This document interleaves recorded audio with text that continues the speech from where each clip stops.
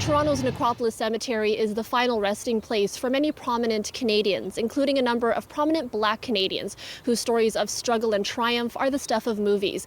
Canadians like Thornton Blackburn, a man who escaped enslavement in Kentucky with his wife Lucy. They made their way north, finally settling in Toronto, starting the city's first cab company and helping others like them find freedom. They were staunch activists, abolitionists who helped other freedom seekers settle in Toronto. There are no known photos of the Blackburns, but you'll see their names around the city, on plaques and on street signs in Corktown.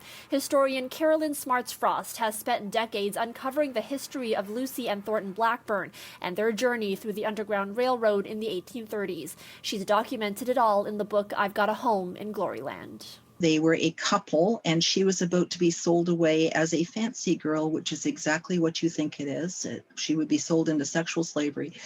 And she and her husband made a daring daylight escape, pretending to be free people aboard a steamer up the Ohio River. Years later, they were jailed in Detroit. Their imprisonment led to protests, sparking the Blackburn riots. They managed to escape, making their way to Ontario. And though they faced charges in the U.S., Upper Canada's Lieutenant Governor John Colborne refused their extradition.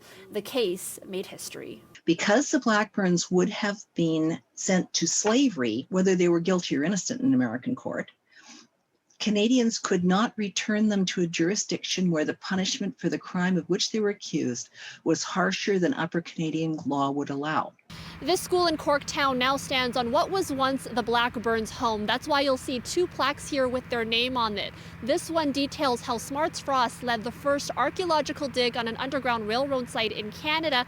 This one is the Canadian government honoring the Blackburns themselves. In 1999, they were designated persons of national historic significance for their struggle for freedom. They made their mark in Toronto, helping to build Little Trinity Church in Corktown and building 6 homes to provide housing for incoming refugees from slavery. Thornton also established Toronto's first taxi service called The City, a horse-drawn carriage.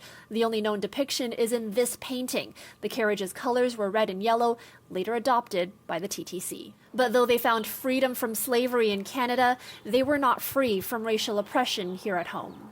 The very same attitudes and ideologies, the beliefs of Black people, the realities of second-class citizenship, they would have faced that, like the many other freedom seekers who also came into Canada and into Toronto. Thornton Blackburn's brother was sold into slavery at the age of 11. He was reunited with him here in Toronto.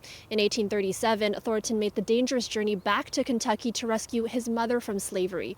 She is buried here in the necropolis with her sons. In Toronto, Natividad, City News.